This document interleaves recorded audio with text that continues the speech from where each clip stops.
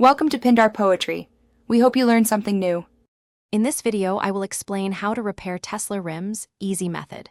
First, secure the car on jack stands and remove the wheel to work safely and conveniently. Next, clean the rim thoroughly to remove brake dust and grime so damage is visible. Gather sandpaper, filler, primer, and touch paint suited for alloy rims.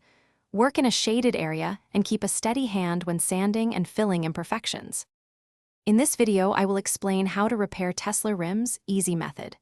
Begin repairing curb rash by sanding the scuffed area with coarse grit, then finish with fine grit to create a smooth profile. Clean off dust, then apply a thin layer of metal filler and allow it to cure fully before sanding flush.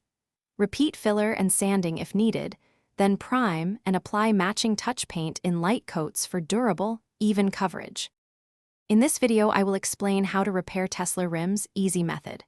Quick recommendation: stay hydrated during hands-on repairs, so grab the Oala water bottle for reliable sipping between sanding and painting sessions. It seals well, fits most cup holders, and makes the process comfier when you work outside or in a garage.